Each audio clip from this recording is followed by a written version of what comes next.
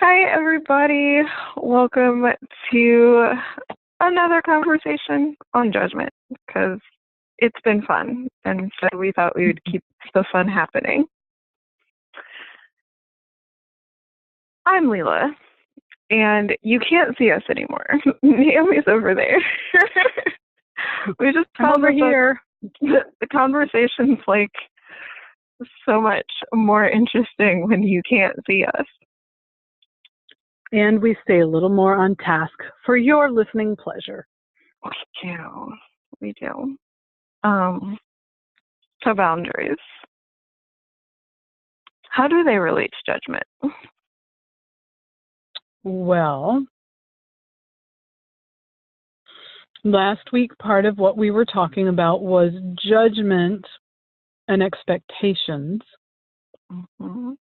communicated and uncommunicated. And this came up in working with some people over the past week, is what's the difference between an expectation and a boundary? So I'd be curious to hear your response to that.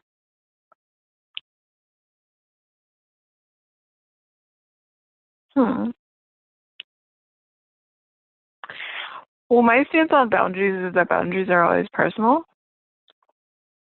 And expectations are typically other focused. So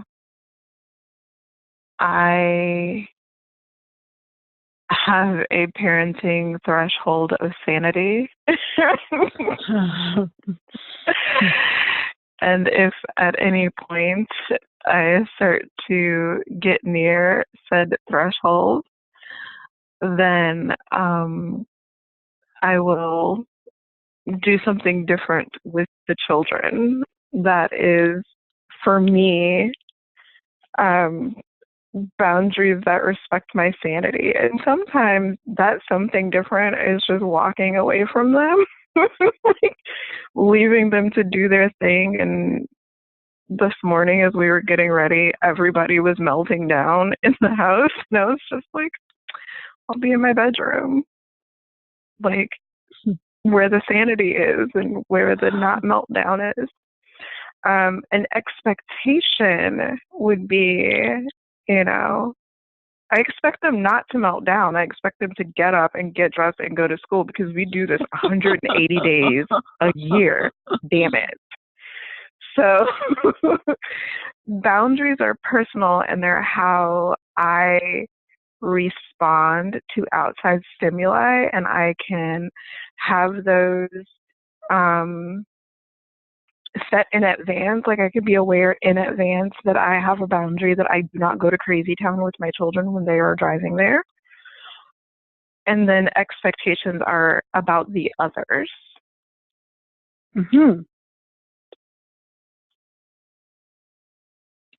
I like that.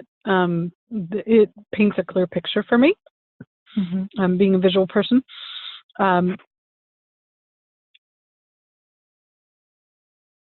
Where I think the person who had asked it had to do with being in relationship with another person. Well, I expect a man to treat me this way.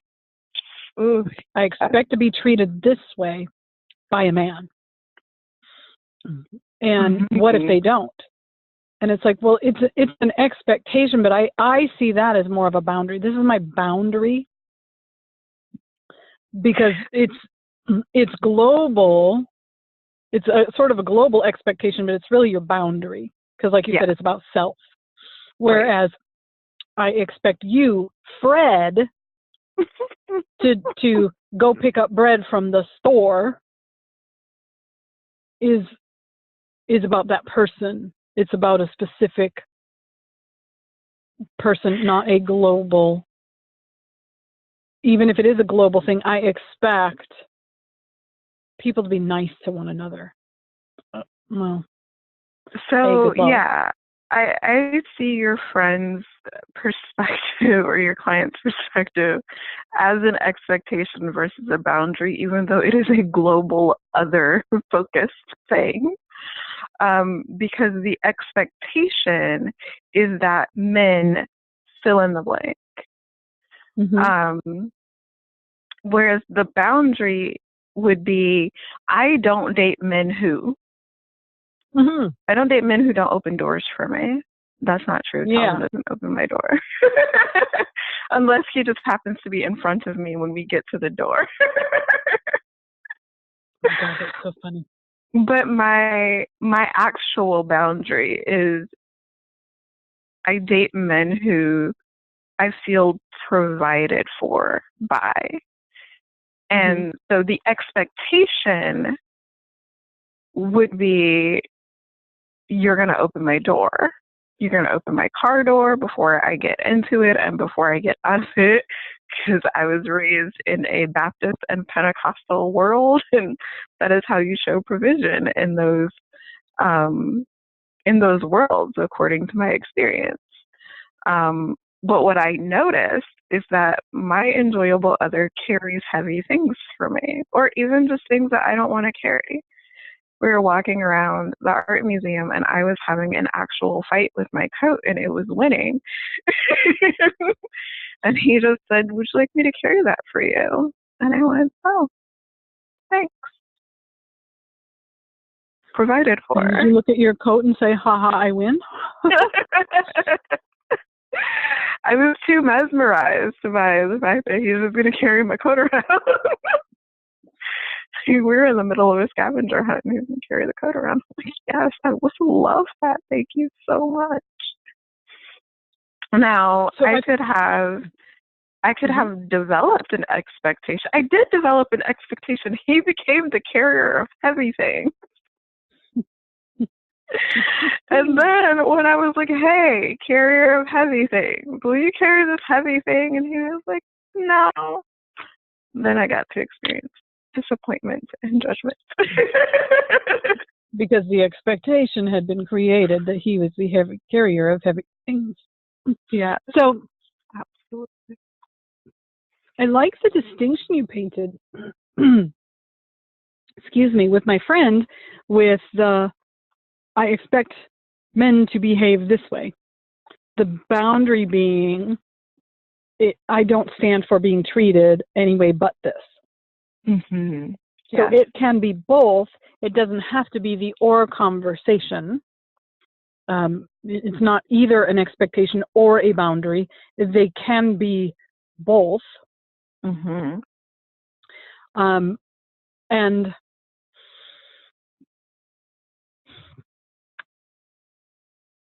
with, so I have this whole cartoon playing out in my head on this. So if I have an expectation of men should open doors for me. Now, I don't. My husband will tell you if I get to the door first, I'll open it and I'll hold it for him, and then he stands next to me with his arm over my head holding the door and will wait for me to go in, and I'm just like, I was holding the door for you. But he was brought up that you hold the door for the woman and the woman goes in first. I'm like, fine, I'll walk through the damn doorway first, Yeah. And which gives me something to look at as well. But if I were someone who expected men to hold the door for me, and a man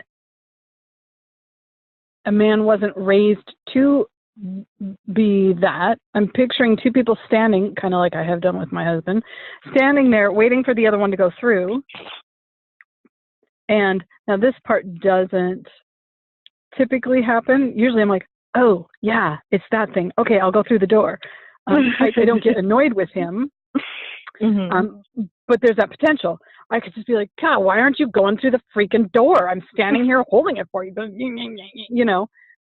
Why? Because it's an unspoken expectation. Now, it can also be a boundary of, I won't date someone who doesn't hold doors open for me. Yeah. That's the Absolutely. scenario you painted, right?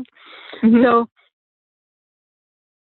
I don't have to communicate my boundaries to people. Right. And some boundaries I might. Right. Children, when you are acting like little crazy people and melting down and throwing fits and throwing toys and whatever it is kids do when they melt down in your house. They cry while they're making breakfast. Oh, well, I sometimes do that, but I call it PMS. I just couldn't handle it. It's called adolescence, and I just couldn't handle it. So yeah.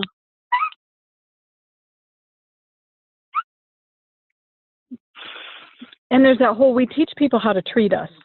Mm-hmm. So I think sometimes with a boundary,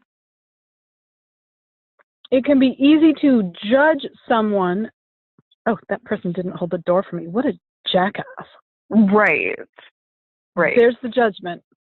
Versus, I don't date people who don't hold doors open. You're not a door holder opener. Mm-hmm. I can choose to have a conversation with you. This Mm-hmm. is how I was raised. For me, it feels like a sign of disrespect if you don't hold the door open for me. You can have that conversation, Mm-hmm. or you can just write them off. It's a choice, right? Absolutely.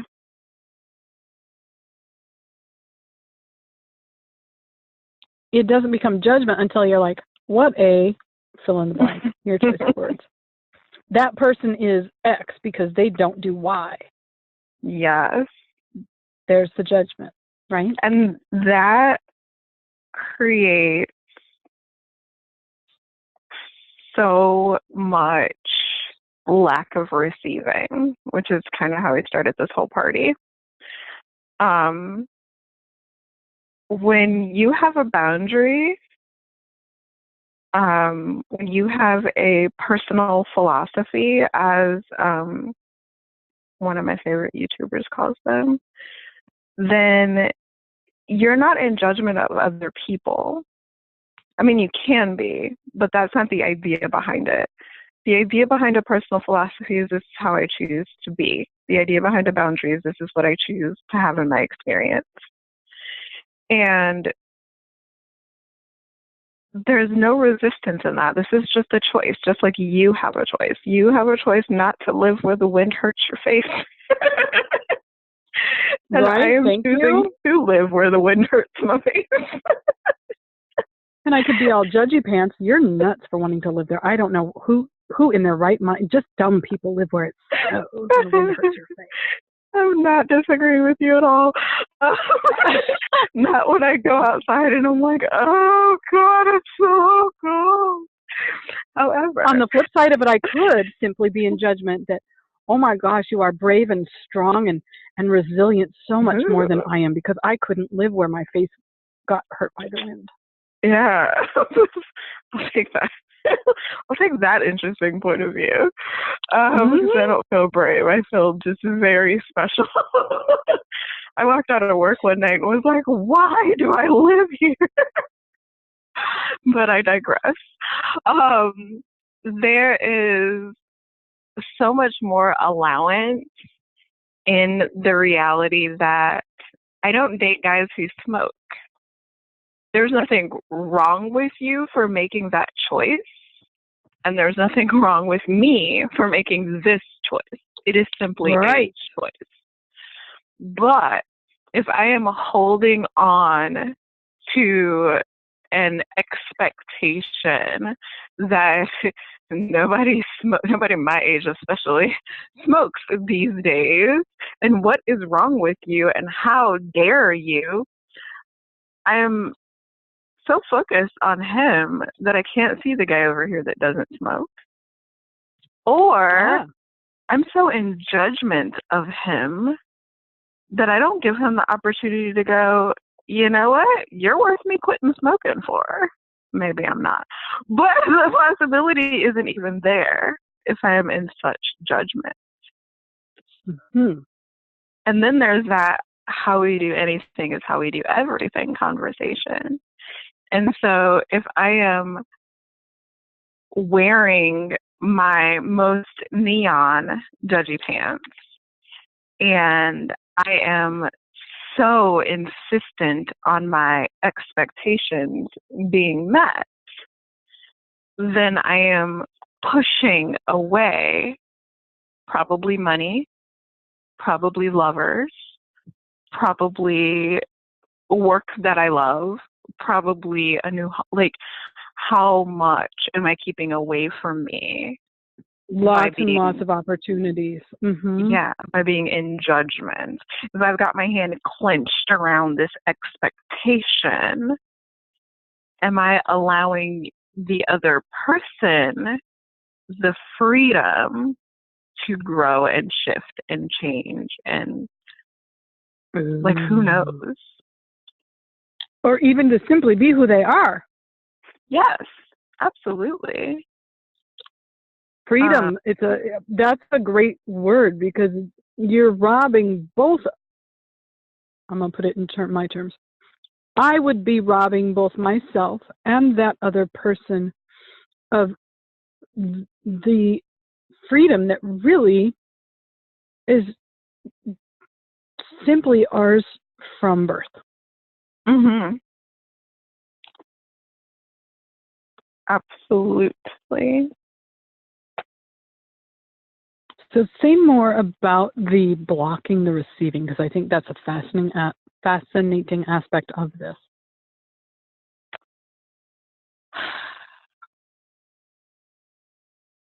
The only thing that really comes to me is the Abraham explanation of resistance. Like, I can't resist. I can't shout no at bad things and make them go away. So I can't judge something into allowance. I can only allow the thing into allowance, if that makes sense, which it sounds like it doesn't. This is what happens when I hang out with access people. And I guess I should scratching my head a little. Go ahead. I'm scratching my head a little. I was a little confused and lost. So the allowance piece is like you said, allowing that person the freedom to be themselves and allowing you the freedom to be yourself. So when you have that allowance of another person or allowing people to have their own experiences, there's, I don't know, like unspoken freedom in that. Like, it's not really quantifiable. There's so much that can get created. Oh, here's a good example. So money. Money is one of those things that is always like a fun conversation, especially creating it. So if I have the expectation that money comes from my day job, I only have X number of hours, and at where I am on the corporate ladder, I will probably max out around $25,000 a year, like, for now, without going back to school or going into a different field or becoming a salesperson or whatever. But if I have allowance for money to come to me, and I don't have judgment about where it comes from, and I don't have an expectation about how it comes, I can receive over $1,000 in financial gifts, which is a reality that existed in my world recently. So does that answer the question? Yes. Okay. And if we flip that around, so from the aspect of blocking. So if I have an expectation, I'm gonna steer it away from men opening doors. And I'm going to use you and I as an example. It is a made-up scenario, people, so don't walk away from this call thinking Naomi and Lila are fighting or anything goofy like that. I'm just using us as a scenario to paint a picture to make sure, A, I'm understanding, and also to convey meaning and understanding to everyone listening. So many things can block receiving, and it can be receiving of financial gifts, it can be receiving of opportunities, it can be receiving of love, it can be receiving of whatever it is that we're receiving. So, Lila, you and I are friends. That part is not made up, people. And I have an expectation that as my friend, you're going to remember my birthday, and you're going to make me that Bailey's cake you make when it is. No subtle, hints there or anything. You're going to pick up the phone and call me occasionally, and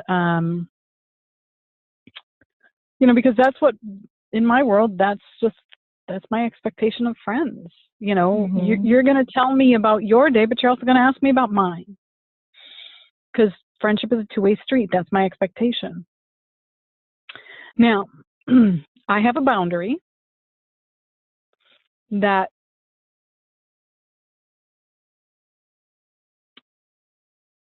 my boundary is I don't put up with one-sided friendships. Okay? So, Lila sends me a card, but not the cake on my birthday. Well, that's all right. That's fine. At least you remembered. But every time Lila calls, it's all Lila all the time. It's like radio station Lila, all Lila all the time. And so now I get judgy. That Lila, she is not a good friend. You know what? She really doesn't give a crap about anybody but herself. This is why I know people will know this is a made-up story if they know anything about you. She's really self-centered and egotistical, and she's kind of a little bit big for her britches, the fact that everything's all about her. And so I'm all judgy pants over here about Lila.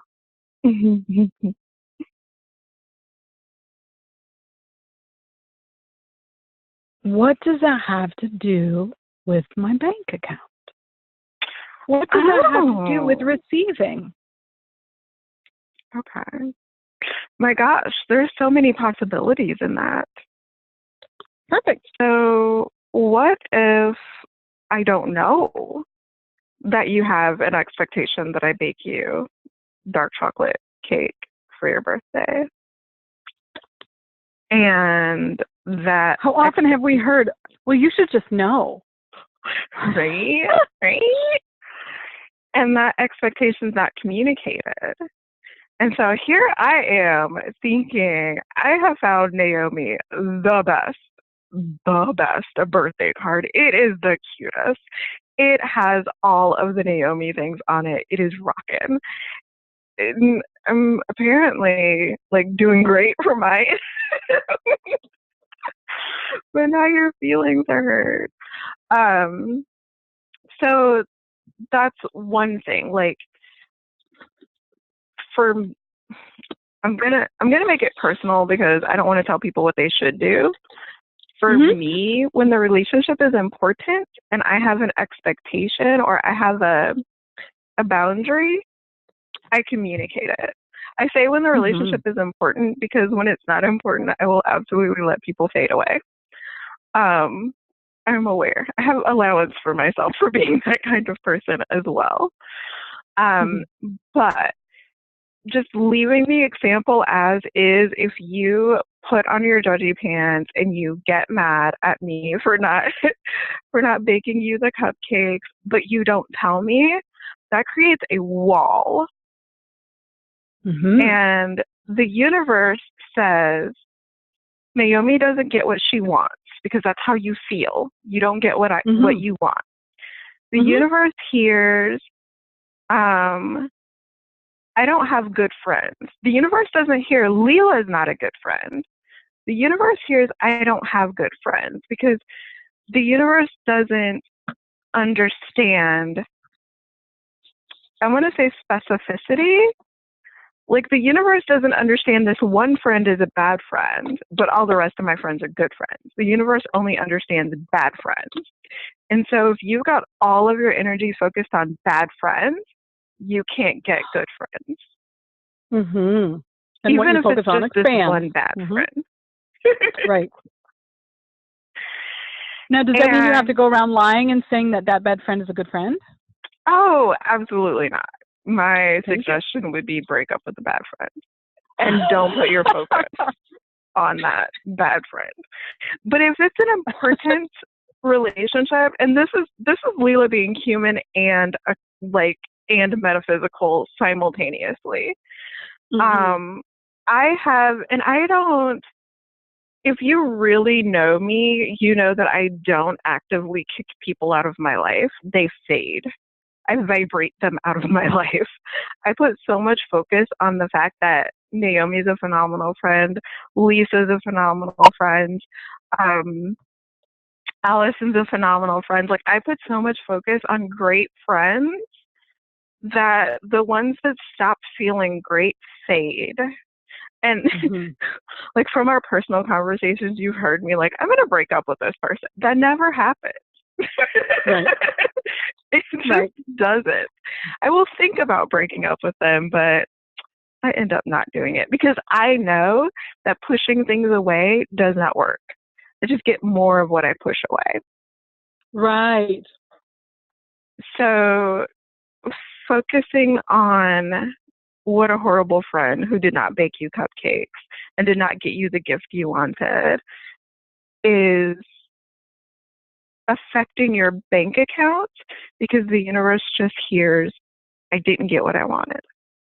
So if I didn't get what I wanted in this friendship, that will translate over into your business if you keep focused on, well, I didn't get what I wanted. She didn't bake me a cake. She knows I like cake.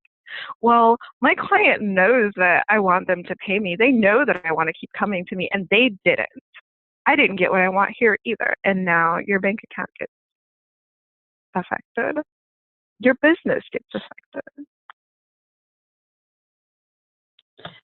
And if we take that same scenario, Lila doesn't bake me a cake, just sends me a card, blah, blah, blah, blah. Every call we have is all Lila all the time.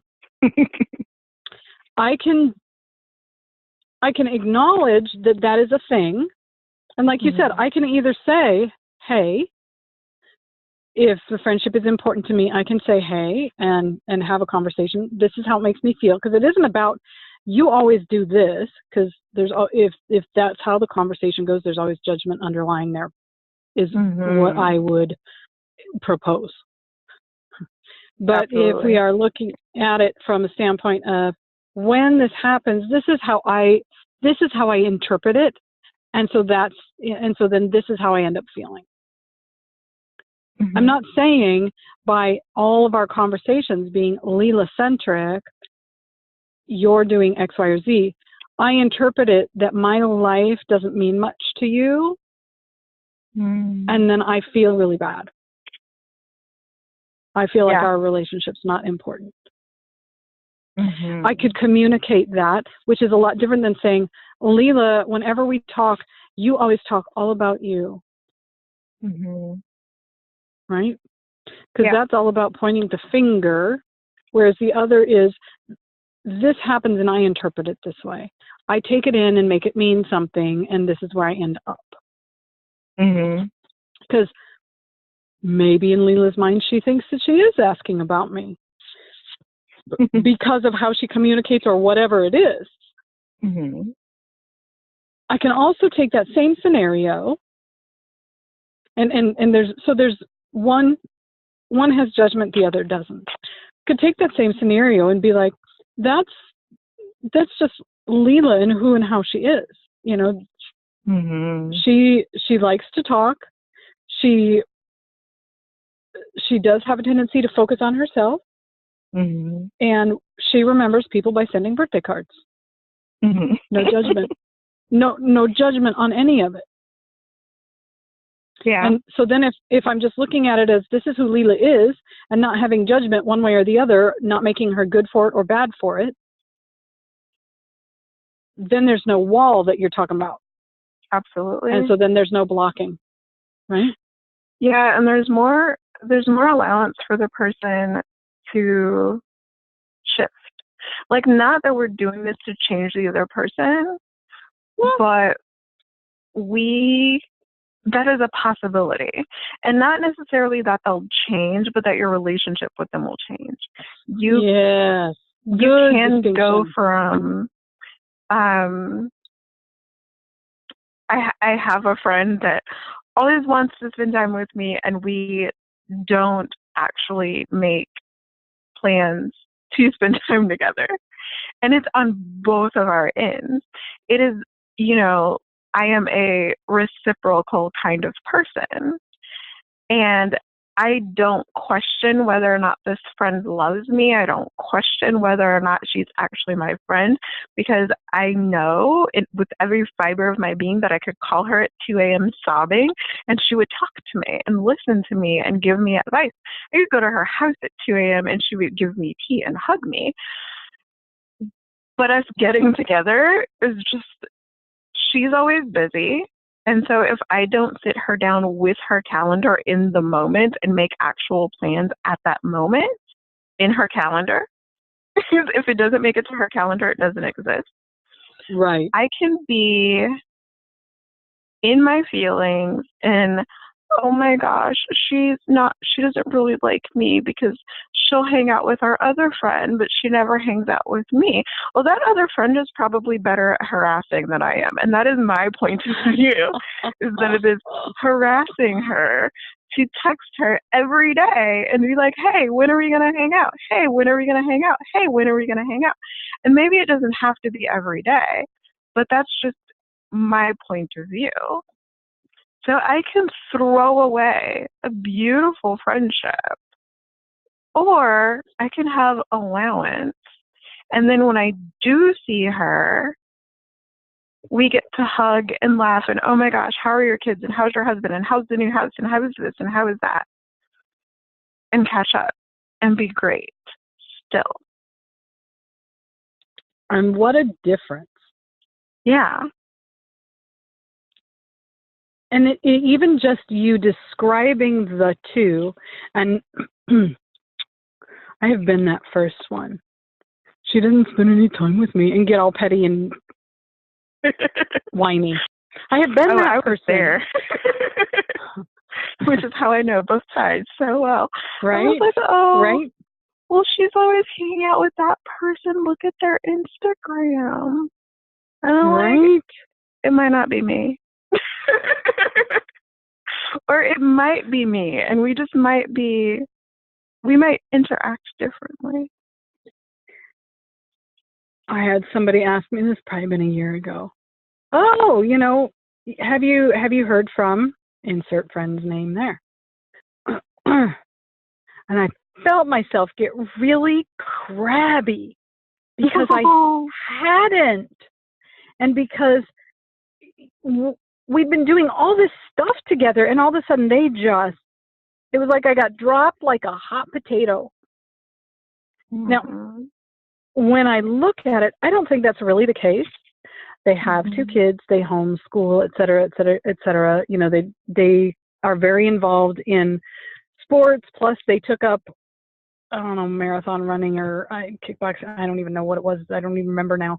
And, but they took up something else that was taking up all their time. So anytime I wanted to do something, it was like, the kids have this. Oh, I can't because I'm going to be at the gym. And, and so I know that it was just their focus shifted, but how it felt was that I got dropped as a friend. Mm-hmm. And it made me crabby and pissy. And now, of course, I always ask people if they have kids and if their kids are grown, because otherwise I don't want to be friends with them. Because that's, that's a boundary. And I was going to say, you sound kind of bitchy about it, but I don't see there being anything wrong with that being a boundary, to be honest. No, I don't think it's anything wrong with being a boundary. If it's coming from a place of, this is just not what I want in my life, and this is, because I want, now, I have found the capacity, I've created the capacity to have friends in my life who have kids and know that they are not going to be as available, perhaps, as my friends without. At that point in time, I wasn't in that space. I was just crabby. And so in hearing what you're saying, it's like, well, I look at some of the things that I wonder how many things came my way that I just didn't even see, because I was so focused on the fact that my friends don't have time for me. Nobody has time for me. Where else was that? It's like, I wonder where else that was translating itself. For sure. Now, taking that scenario of Lila talks all about herself and, only sends me a card, doesn't bake me her Bailey's yummy dark chocolate deliciousness of a cake. If I have zero judgment around it, oh, look, I got a card from Lila. Oh, yeah, I talk to Lila occasionally, and I get to catch up on what she's got going on. And it doesn't bother me. There's no constriction. There's no, it's not necessarily expansive, but it's also not contracting. It's just neutral, right? So there's no energetic input or output either way, really. Right. And therefore no blocking. It's the judgment. So are we setting boundaries? So to tie it all together, kind of the picture that I'm seeing is, do my boundaries, it gives me an opportunity to look at. My boundaries are not a good or bad thing. They're just a thing. And they're the definition, how was it you put it earlier? Kind of the definition of how I choose to live, right? And what I choose to surround myself with. It makes it right for me, as long as there's not judgy pants going on with that boundary. It's not going to block anything. It's just a boundary. It's just a measuring stick that I get to use for what I do or don't accept in my life.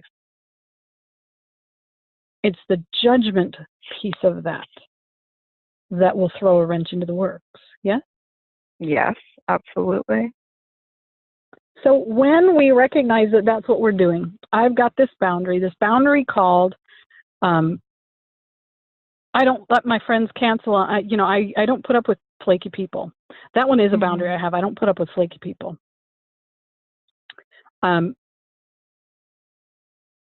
Now, flaky might be a judgment. I also get to define, what does flaky look like? Okay, things come up. I had somebody cancel on me today because their kid is sick. All right, well, to me, that's not flaky. That's taking care of your kid. Oh, I totally forgot we were going to meet, and they do it all the time. That's, to me, flaky. That's what I won't put up with. Now, if I'm just looking at the behavior and that's a behavior I don't allow, okay, great.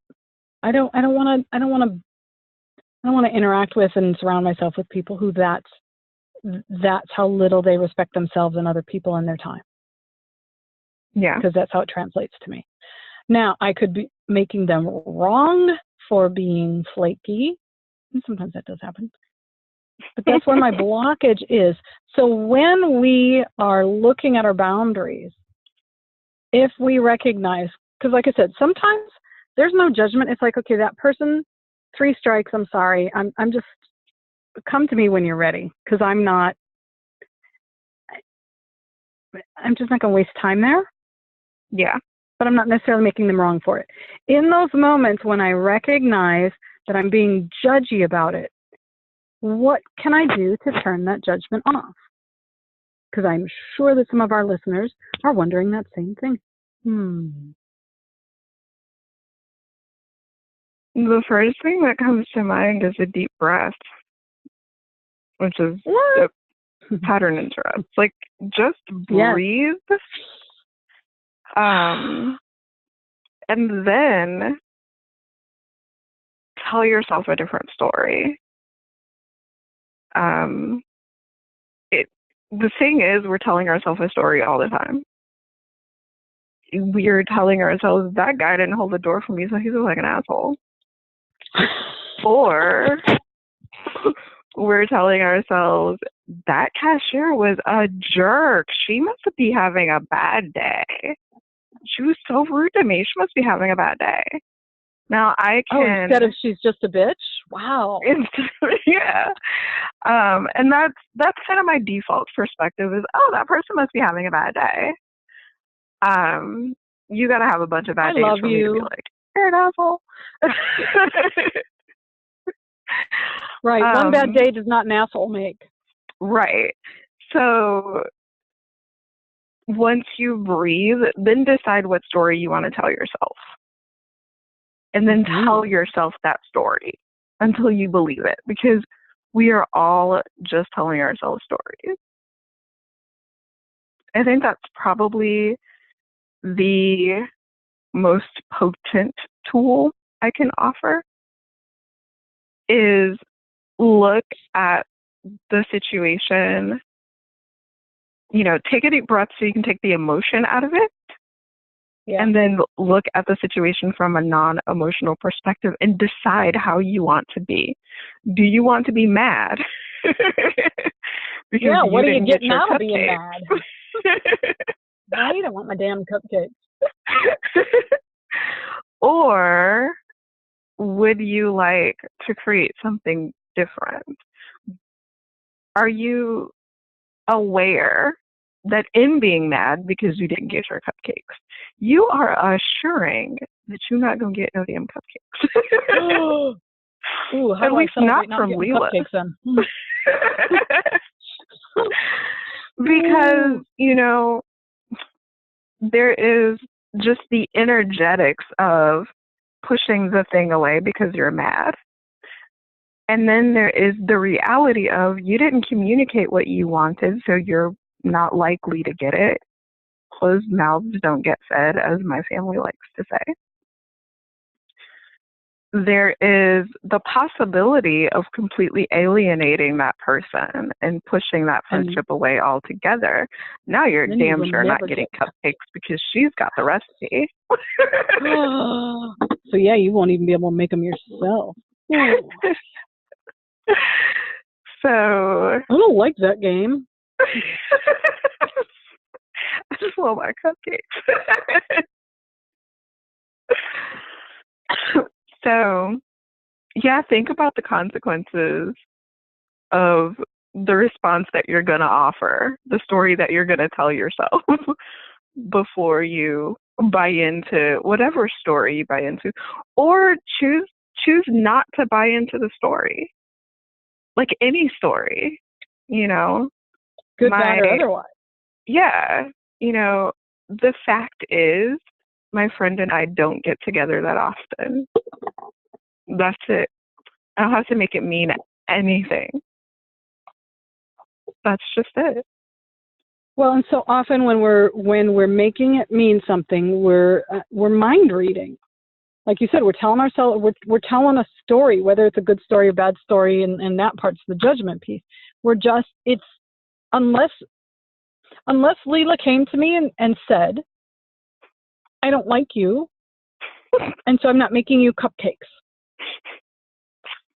For me to assume she doesn't like me and I'm not important enough for her to make cupcakes, it's just a story. Now, if she came to me and said it, well,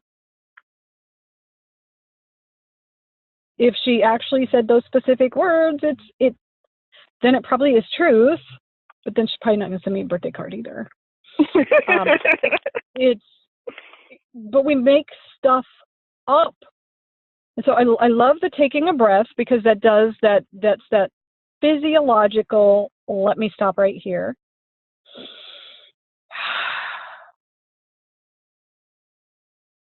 So am I about to make up a story or not? Am I about to tell the truth, or am I going to make up? Am I working for Disney now?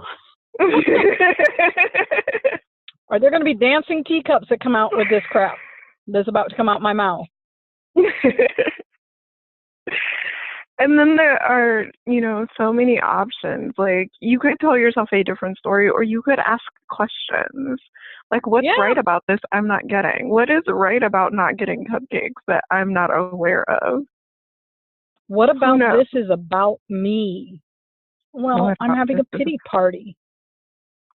I'm having a pity party. F you. Great. What about that? What about that is about me? Because it's not really about Lila not making me cupcakes.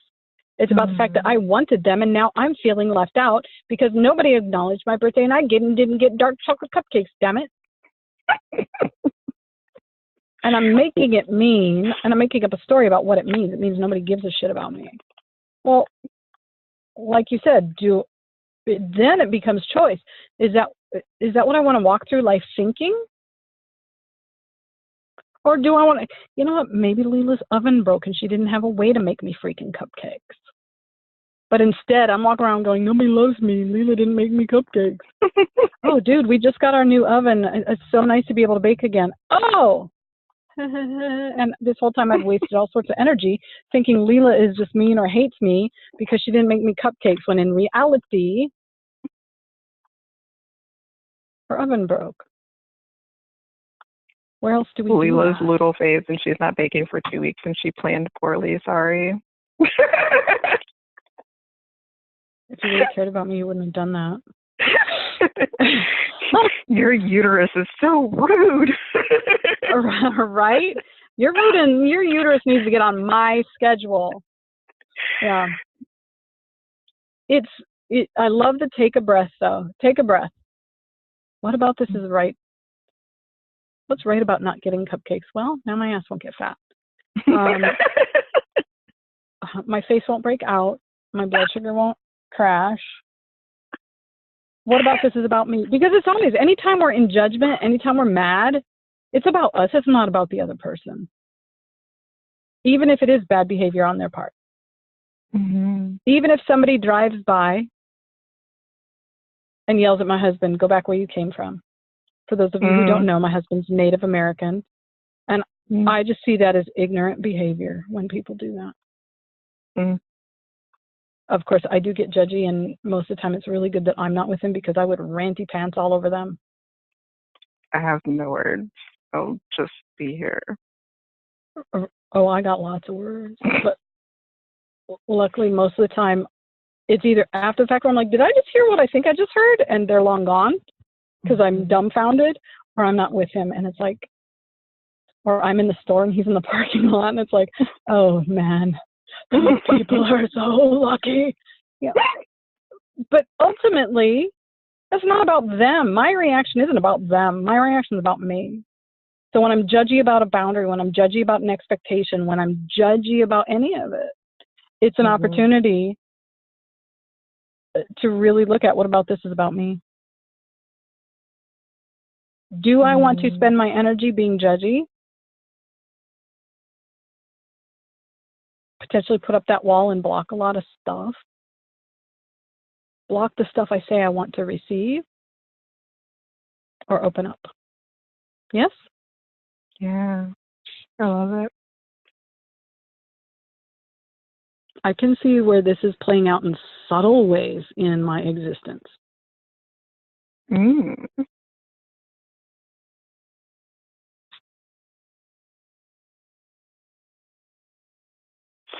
Do you want to elaborate? Or shall we save that for a different party? Probably save that for a different party. I think that's a good thing to encourage people to look at. Where are the blatant ways and where are the subtle ways that might be playing out in boundaries, expectations, and judgments for you? What might it be blocking? What do you see it definitely is, and what might it be? And how can you open up and breathe? Okay. I love that. I am taking notes as usual. That sounds like a fun place to end the party. I think so. Leave us your answers and comments, though. We will come back to this party because this is a fun party. And if you breathe and you're still having a hard time letting it go, just pop a comment if we can help support you in that. we are here to help. Absolutely. And if the emotion's huge, like super big, and you would like some support around reducing the emotion so that you can get to a place where you can ask questions or tell a different story, Naomi and I are really good at supporting people in doing that. So let us know in the comments, shoot us a message. We are here for you. Absolutely. And we will see you guys next week. Well, we'll talk to you guys next week. We won't be seeing you. Ciao. We work better without the video. Bye. Yes, somehow we have.